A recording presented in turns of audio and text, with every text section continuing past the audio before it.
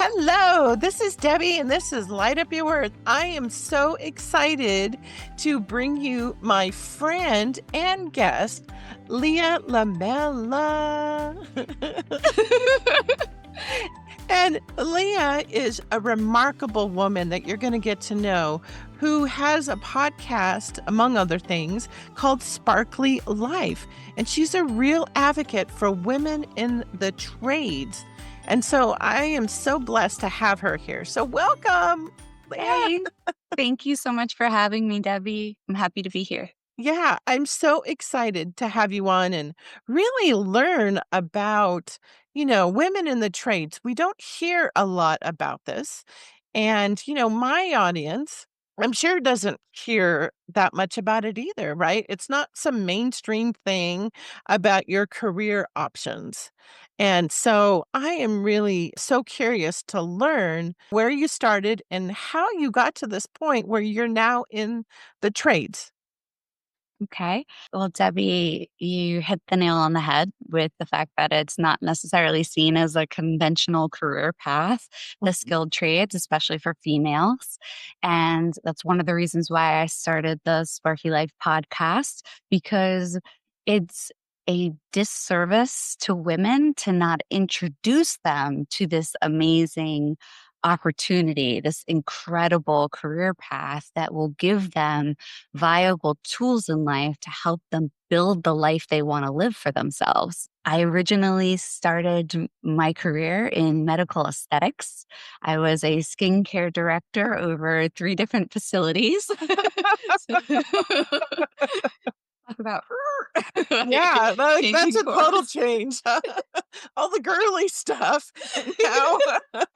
Yes, yes, a very feminine career path to a more masculine career path. And when I started in the skilled trades, I fell in love with electrical work. And I was like, oh my gosh, how come this was never introduced to me as an option? Why was this never even on my radar? And I Mhm. started to think about, how I grew up in my community and my environment. And I couldn't believe that this wasn't something that I tapped into when I was going through my academic career. And I felt like, why are we not introducing this to high school? Why is it only we talk about college and military career paths when this is such a huge huge financially free career opportunity? Mhm. It's something skilled trades will set you up in life. And there aren't many career paths that actually do that. So I fell in love with it. There's a bunch of research by Dr. Kelly Lambert, who's a neuroscientist, that talks about the importance of working with your hands. She did a study Mhm. with rats and Fruit Loops that I she discovered the rats were very motivated by Fruit Loops. Yeah. All that sugar. Yeah. Yeah, Give right? me more. Right. And in the study, it basically showed that the rats that were made to build and use their minds and their bodies and then receive the reward of the Fruit Loops were overall, more well adjusted, happier, and productive, as opposed to the rats that were just delivered the Fruit Loops without any hard work or motivation, just constantly given the Fruit Loop. The value of the Fruit Loop went out the window. So it taught 2 things. It shows you the importance of getting to see the end product, like getting to the end and seeing kind of like what you've built or what you've created that then produces this reward. Mhm. And the amount of effort that you put into something really releases the chemicals in our brain that basically I say happy juices, Yeah. right? Yep. Dopamine, oxytocin, and that this really contributes to a healthy mindset. And she's done a lot of studies like this because one of her focuses is why in today's world do we suffer with such depression and so many people that seem to struggle with mental health.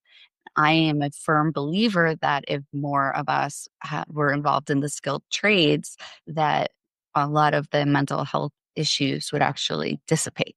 Mhm. Yeah, I think so too, because like you, when I was growing up, so I graduated, just to give it context, in 1984 from high school, what would become Silicon Valley, but at that point it wasn't. In the San Jose area, we had a school that people could leave like after, I think it was like 11 or 12, and they went to this vocational school, and that's where they taught all of the different trades. And it was of so many of the guys that I knew, because that was the environment, was that they went to learn a trade. Yeah. We weren't heavily like a degreed area at that point.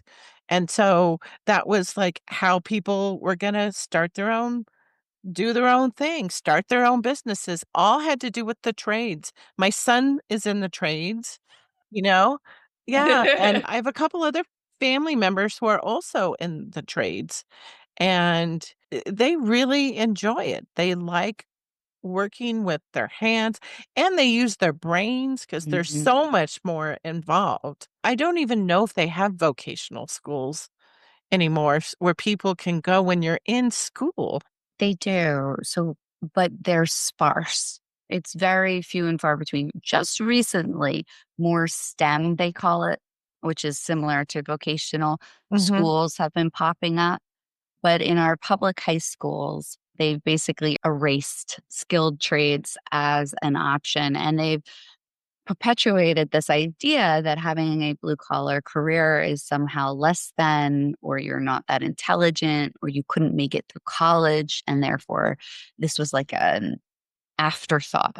And the truth of the matter is that it's completely incorrect. I mean, the new millionaires are electricians, plumbers, mhm, like pipe fitters. And unfortunately, because of this ill perceived image of skilled trades careers, it created a giant skill gap.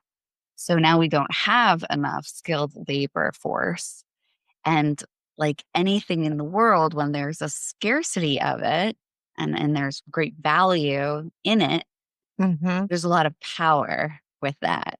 So in 2024, it is the best career path for anyone to enter. And I highly recommend that they do not go to college, that they go into the skilled trades. I would argue that even if you think you want to go to college, that I would first do a year in a vocational school or working in a skilled trades. And then if after that year, you're like, no, no, I want to go an academic route, mhm, then choose that path. Because too often, I think people think they know what they want to do, but without ever being exposed to it or ever really mhm. knowing what it is they're actually going to be doing in that career path. I would agree. I think it's, looking back now, we didn't really have those opportunities back then. But I did watch so many of my friends, and they're all very, very comfortable now. At this point in our life, most of them started their own businesses and did very well, and a lot of them were electricians. Yay, Sparkies. Yeah, right? And for those who aren't familiar with it, it's not like you just get thrown in there too. The training is pretty intense. The whole, where you're studying and practicing, and you don't become a journeyman. Has that changed? I think it used to be 4 years. I don't know if that's changed now. So, on average, in the United States, it takes a person 4 to 5 years to get their journeyman's license. I did it in 3, but that's because I'm Woo-hoo-hoo. pretty aggressive. And I basically had like literally no life for 3 years. Like, all I did was work, electrical, study, electrical. We're talking 16-hour days. So, and then not for like a week or a month, like we're talking 3 years. Mhm. Found out the amount of on job training I needed to get the amount of education that I needed in order to take my journeyman's exam and to get my journeyman's licensing. But I was so hungry for that. And I did that because I stepped into the skilled trades much later in life. This is a career choice that I made much later in my life. And so I felt time pressure restraint. And I felt, oh my gosh, I need to get to a point in this career path where I can really take advantage of all the opportunities that this has to offer. And I absolutely fell in love with it. I get to conduct power. Like, it's a really great sensation. Like, I'm Mhm. providing electrical for my community. I am conducting how we operate in life. And I've said this a couple of times. The skilled trades, that community is the foundation of civilization. We are not civilized. We are not kind. We are not givers and sharers and altruistic without skilled trades. You remove clean water, electricity, and a roof over someone's head, which is all skilled trades. Mhm.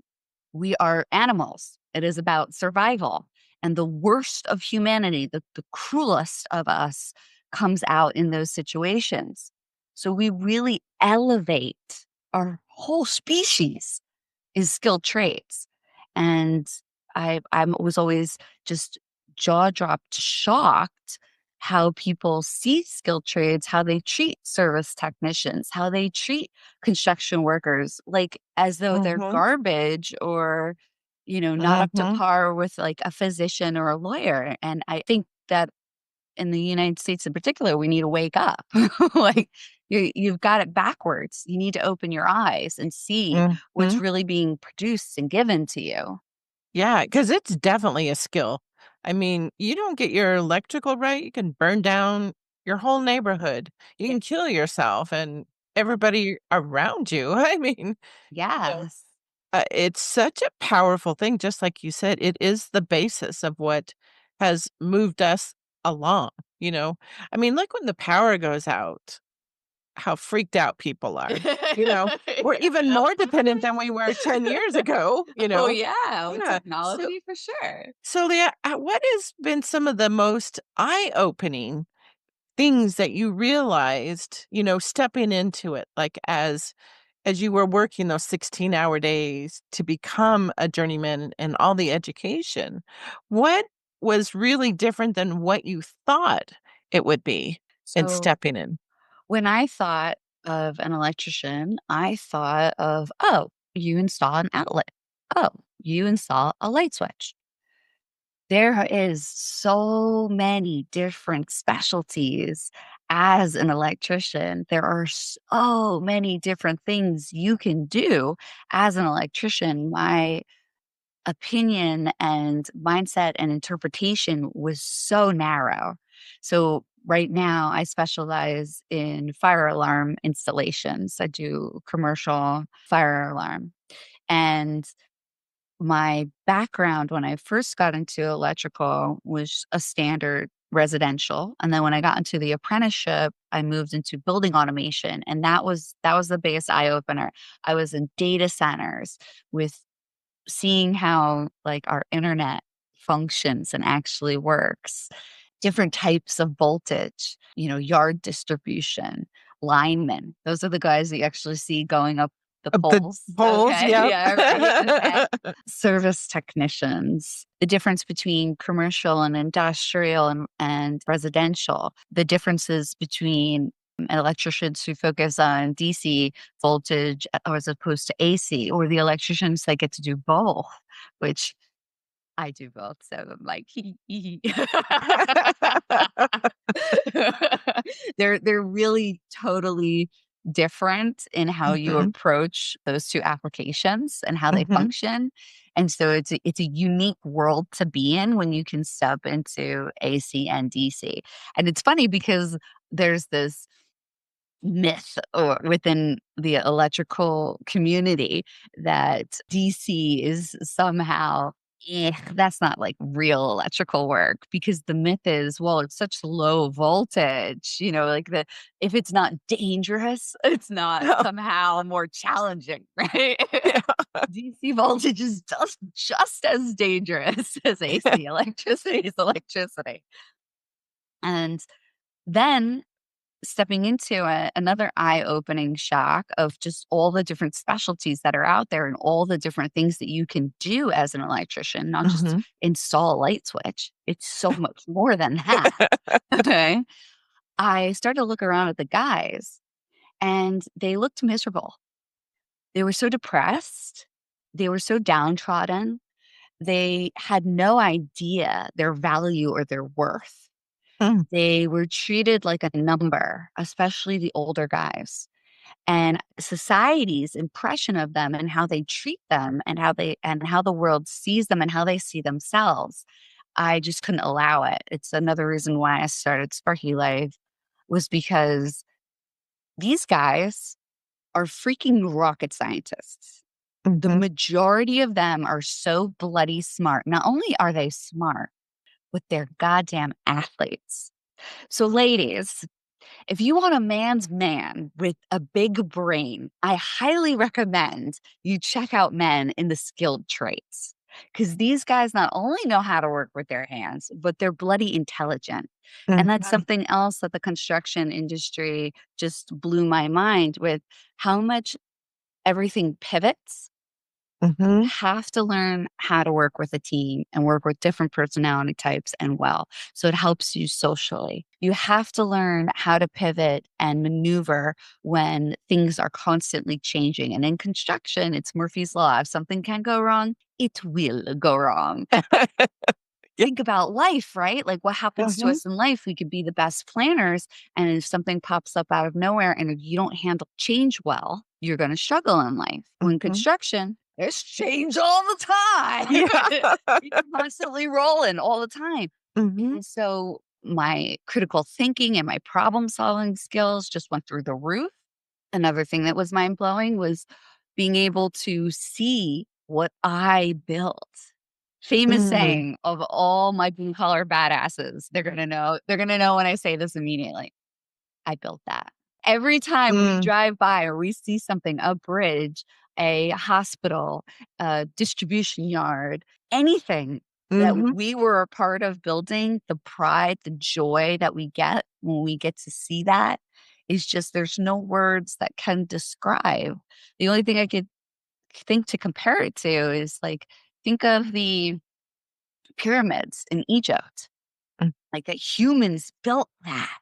Like, Right? so when we go and we see Mhm. skyscrapers that we were involved in, of these schools and these hospitals and how we contribute to our communities, that's a really incredible sensation, and you're so proud of yourself. But the disconnect is that society doesn't observe that. They're not clicking Mm. into what's actually being delivered and given to them. So it's Uh-huh. like, these guys need to wake up. I need to show them you are incredible. You should be demanding higher pay. You Mhm. should be walking around chin up, shoulders back, proud that you're a plumber, proud that you're a pipe fitter.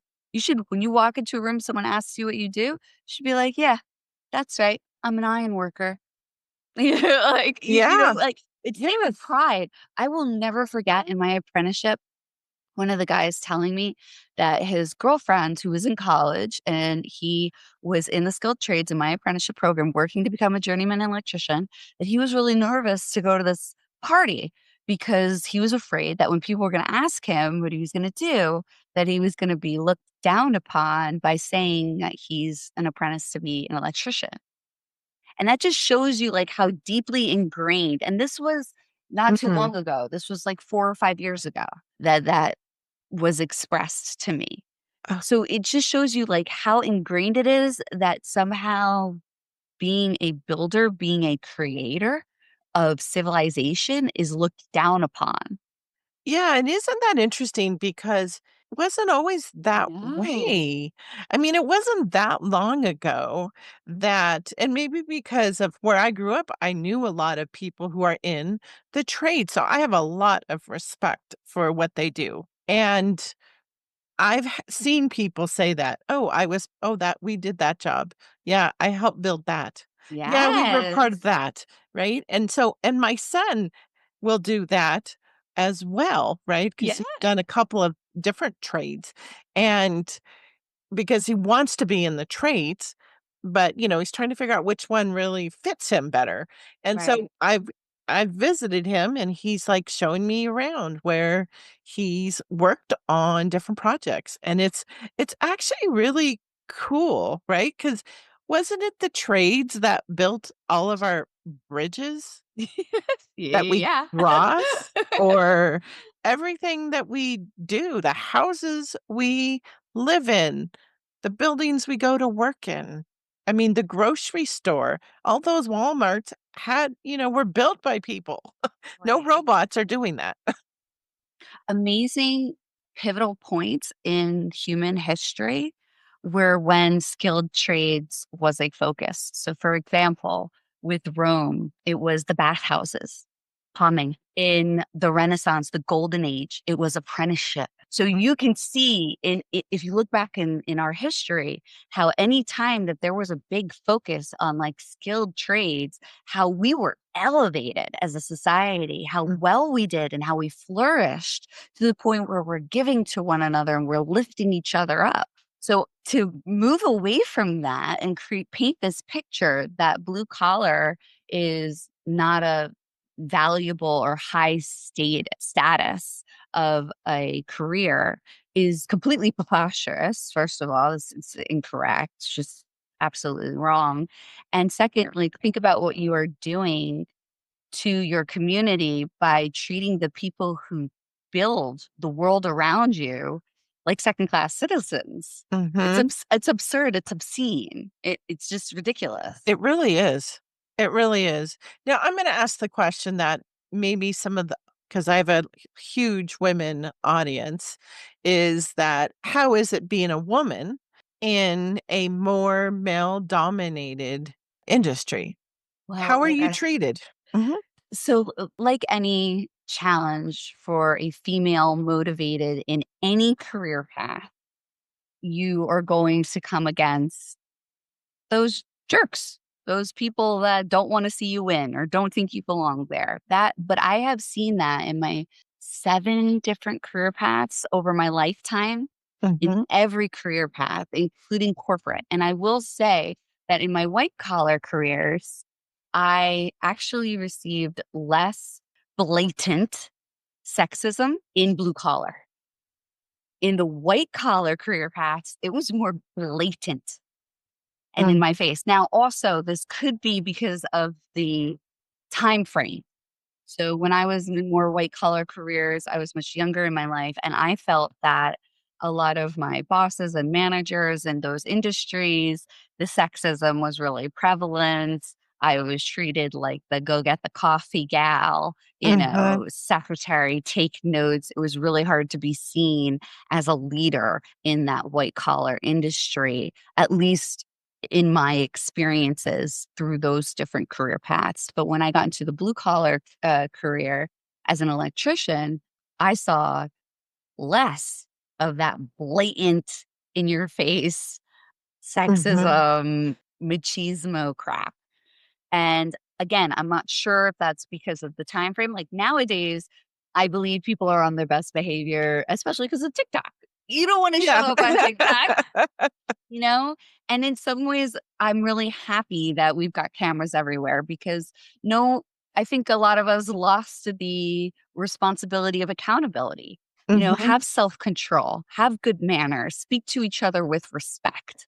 And for too long, people got away with doing things that they should not be doing. And now that there is a camera in everyone's hand and the internet is worldwide, yeah. you, you don't want to be the one that went viral for Mhm. being a chauvinistic prick. So, Yeah, yeah. So true. Yeah. So true. Like yourself, I experienced that a lot.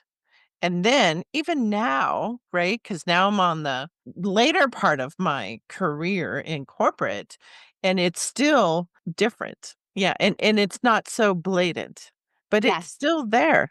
It's still there. I call it so one of the women I had on the show used the best expression for this microaggression. It's microaggressions. It's that have you ever walked in the room and you know you're not welcome? Or Yes. that kind of like everyone's going out to the same food truck and you're not invited? Mhm, Those microaggressions, those like ignoring your presence or not wanting to include you or kind of just those side eyes, but it's not what look, I've spoken to women who were the pioneers of this kind of stuff, who dealt with dead rats in their lunch boxes, who were threatened on site, being told they were going to be raped, being told horrific, horrible, horrible things. And I mhm. still get like ignorant comments. It's not like you're not going to come across that. But I think where the misconception is you're going to get that in any male dominated space. If you're Yes. the minority as a woman and Mhm, you're walking into a male dominated space, women physicians get this a lot too, you're going to come across jerks. You're going to come across guys that think women shouldn't be there or think they can just talk to them however they damn well please and have no mhm. respect in the workplace and make chauvinistic comments like, where the hell is your husband? What does your boyfriend or your husband think of this? Like making comment like why are we even you don't discuss that at work. Mhm. I'm not asking you what your wife thinks of your job, you know? Right, right, and in the white collar world, in the corporate world, right, you get past a senior director or a VP level, you look at the C-suite level, we're up to now 26% was what I read last night. Yeah. 26% C-suite. Still not So, there. it's still there, it's still there. Yeah. I think it's just the approaches. At least you know what you're dealing with. If Yeah. somebody doesn't think you're gonna be their new best friend and you're not invited out to the taco truck, okay. Right, I right. mean Yeah. Like, when you get put on the shittier jobs or people don't wanna share information if there was a change in construction sometimes is like a changeover. Something new pops up. A new Mhm, thing needs to be implemented, or somewhere that something, an HVAC system that was going somewhere is now being moved. And so everything else, like it's a domino effect, will move. And if you're the last one to know important information like that, it can be challenging. But it's like anything else. I am a firm believer that you allow people to treat you a certain way. So if mhm. people aren't giving you the information, there's no reason why you can't go over there and ask the questions to get the information. You know what I Right. mean? Yeah, like in any It, type of role. Uh-huh. Right. If Yeah. people aren't inviting you on lunch to go join the crew to go down to the food truck and get that taco, you can invite them to go get the taco. There's Yeah. there's nothing wrong with you stepping up and asserting yourself. And I find that humor is the key to most things. If somebody is off put or unsure about you, if you can get them to laugh, you're gonna be in a better position with Yeah. working together. Yeah, I really like having grown up with so many people in the trades, hanging out after work, having a beer. Yeah, It was actually a lot of fun talking with them. They're just real people. And I love that. I built that. I was part of that. And that's a great sense of accomplishment. I don't think we can always say that when we're working in other industries, for sure. right. It's harder in white collar because things are broken apart into so many different departments with people doing such small pieces of the overall picture. Mhm, It's harder to feel and see the end goal. A lot of things also in corporate, it's like an ongoing, ever evolving, other ever changing project, so to speak. So there's no end point. And us humans, we really like to see the end result. mhm. It gives us quite a lot of joy to see a finished product and to be able to go, yeah.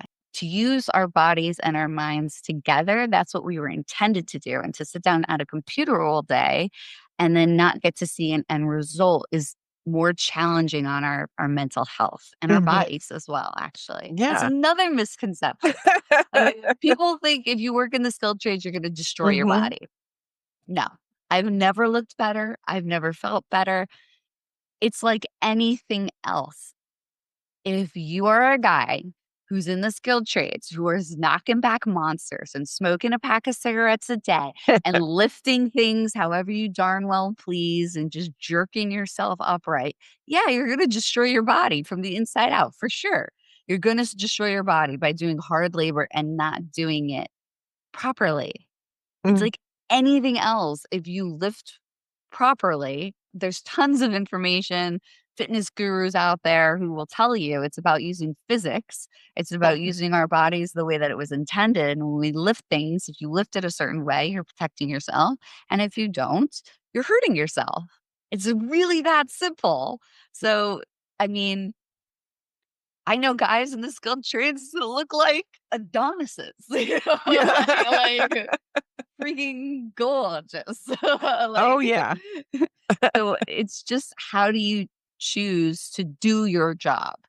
How do Mhm. you choose to do it? It's just as bad to sit at a computer screen all day, chowing down on, garbage or fast food as it is to be chowing down at garbage and fast food, going up and down a ladder, lifting heavy things. Same, Mhm. same, same, same Yeah, thing. exactly. Now, if somebody's interested in learning more about it for themselves or their children, depending on the listener, to look into it, how would somebody get started? Where would they go? What would they Google, right? Right? So I would highly recommend, shameless plug here, Googling Sparky Life Ah. Podcast. So on the Sparky Life podcast, we talk about all the different career options within the skilled trades, how you Mhm, can start off in the field and go into more of a C-suite role if you so choose, mhm, how there's different aspects that you can get involved in, whether it's project managing, whether or not it's safety, what part of the build do you want to be? Do you want to be on the groundwork? Do you want to be a lead? Do you want to be a follower? And there's just so much within the world of construction careers that it's ideally to get as much information as you can about all the different types of careers that are out there. And then once you get a good picture, I would highly recommend investigating your own state. Where do you live? Is your state a union pro state, a very strong union state? Is your state a non-union, very strong non-union state? And the reason this matters is because it's going to dictate salary and opportunities and what types of career would work well for you. And mhm, then just like most things in life, introspection, self discovery. If you know you're a morning person and that you're going to do really well in the mornings, then you want to make sure that the skilled trade career path that you're in is going to support that type of lifestyle. If you don't want to travel and you want to stay in one place, you need to investigate what types of skilled trades are going to offer that to you. And then there are so many different ways to get involved in the skilled trade that you want to. There's apprenticeships, there's the union, there's vocational schools, there's what I would call quotes trade colleges.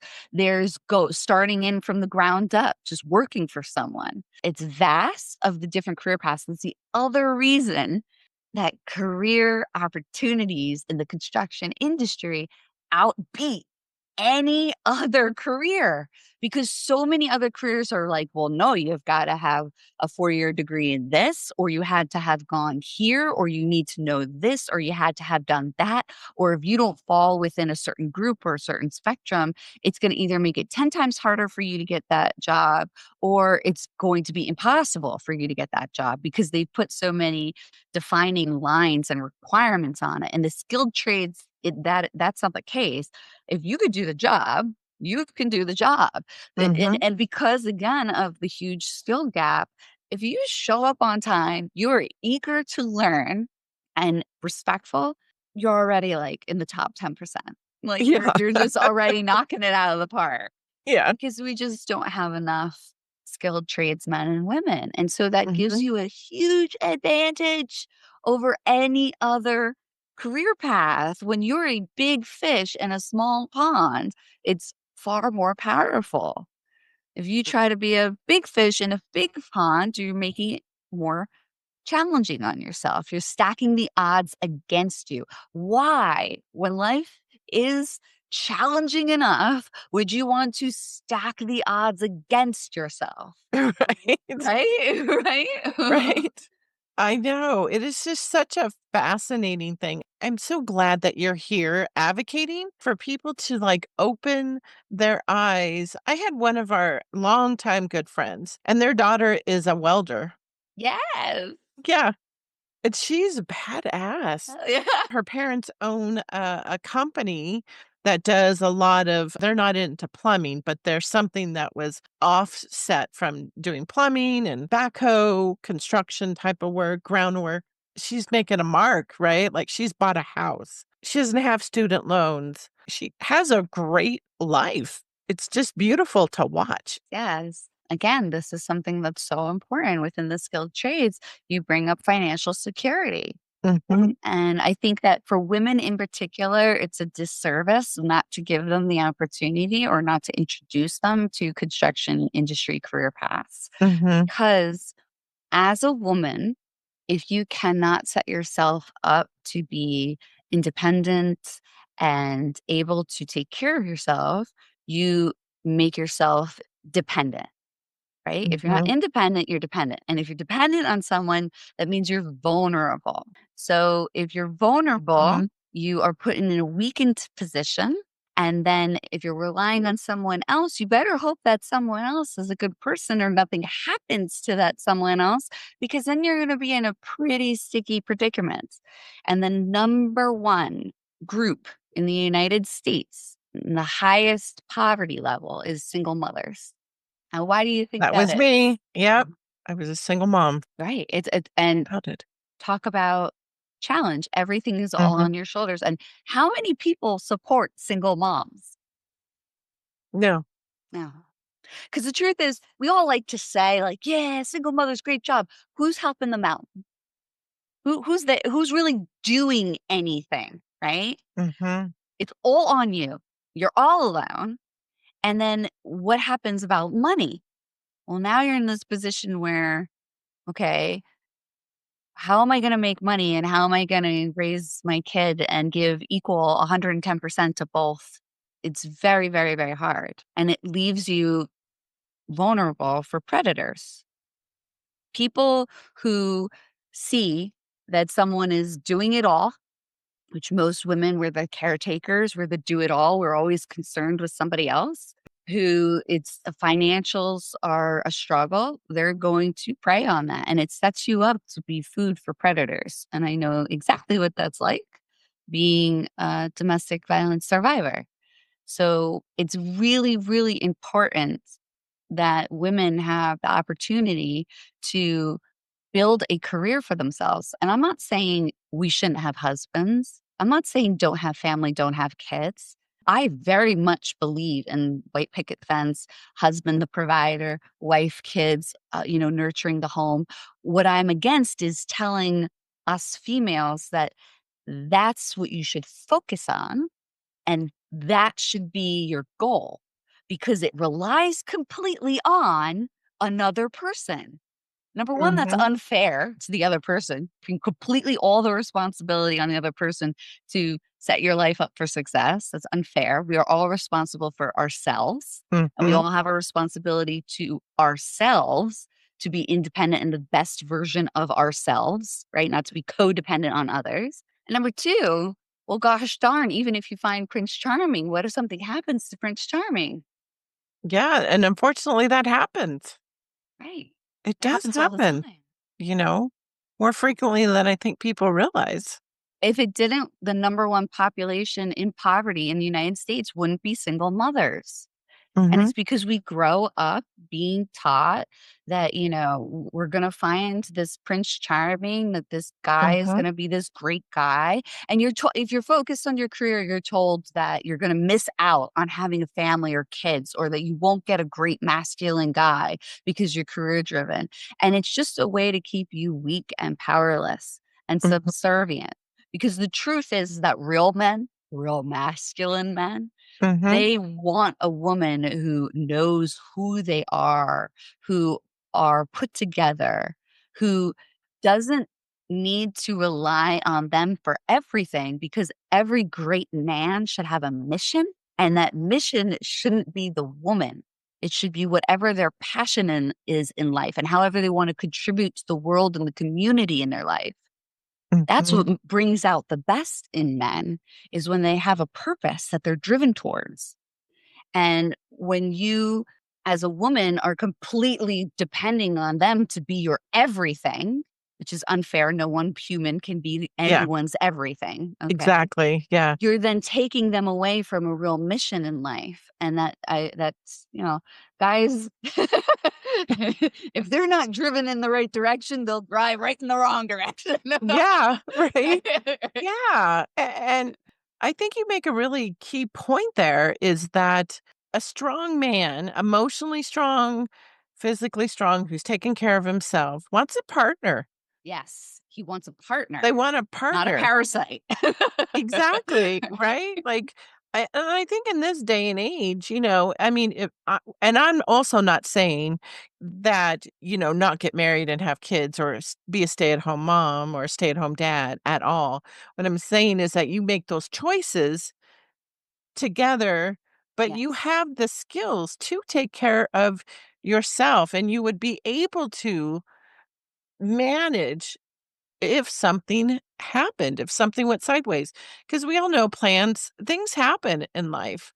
You Right. just never know what could happen, and I think of just even recently as we, record this, the whole North Carolina, the whole Western Hills, right, is just wiped off, Yeah. and who's over there, gonna help Big.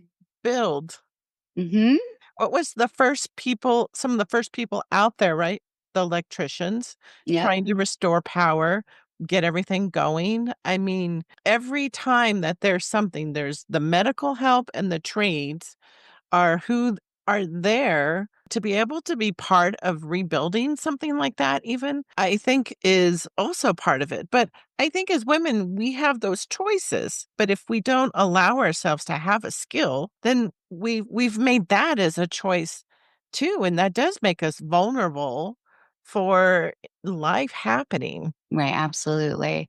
I know that my self-esteem, my intellect, my ability to learn and build, I would never be the woman that I am today if it wasn't for stepping into the skill trade. Mhm. And I am grateful every single day for my career as an electrician, because it has given me financial freedom. It has given me the freedom to live my life the way that I want to live it. Mhm. And I think everyone can and everyone deserves to live the life they want to live. And nothing's going to give that to you like a construction industry career. Yeah, completely agree. Maybe if I could have done it all over again.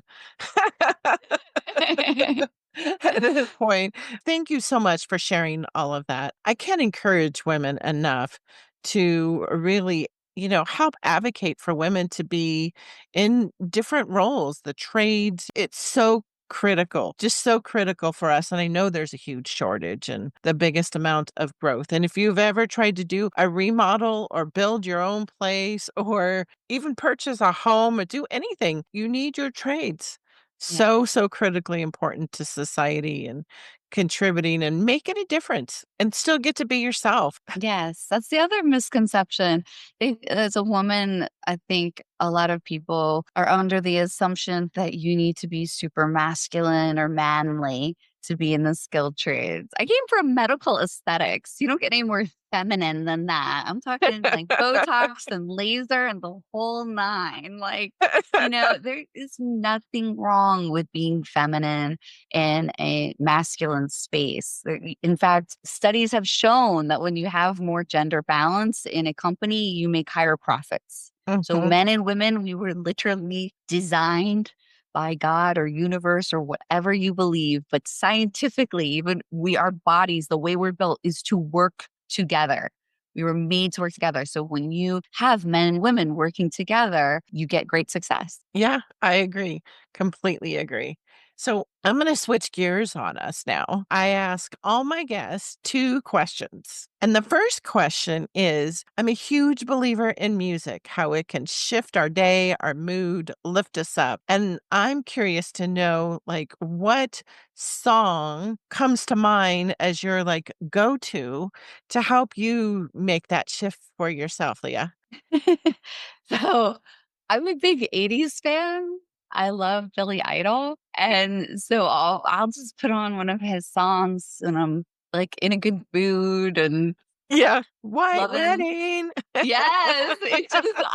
I love that. I just love him and I love that nonsense. And I've always been a Mhm. big fan. Oh, yeah, I was a big fan. I was out dancing with him. You Yeah. know? Oh, love him. Yeah, so I have a playlist on YouTube with the podcast being on YouTube as well, and so there's a playlist of all the guests, and it's a huge genre That's of so cool. music. It's huge, and so no Billy yet, so I will add him in. Yay. Yay. Now, the second question is very different. And, this is light up your worth. And at this season in your life, with all the experiences you had, if you could go back and talk to your younger self about your own worth, what would you tell her? If I could go back and talk to my younger self, I would tell her, "You're enough. Don't ever give up on yourself." I struggled with depression, very, very serious depression in my younger life, and I gave up on myself because I didn't think that I was worth it. And that's what I would tell myself, that you are worth it. You are worth it. I'm so glad that you battled through that. And now you're this huge advocate for other women to believe in themselves, right? And giving them a vehicle to make choices for themselves. Oh, Yeah, I really want to share and help expose the amount of opportunities that are out there and help women to set themselves up for success in life, to find those amazing men and those amazing partners, and to be the best versions of themselves. And the way mhm, that you're going to find that is to be the best version of you. And the way that that's going to happen is by investing in yourself. And in my opinion, nothing helps you do that like being in the skilled trades.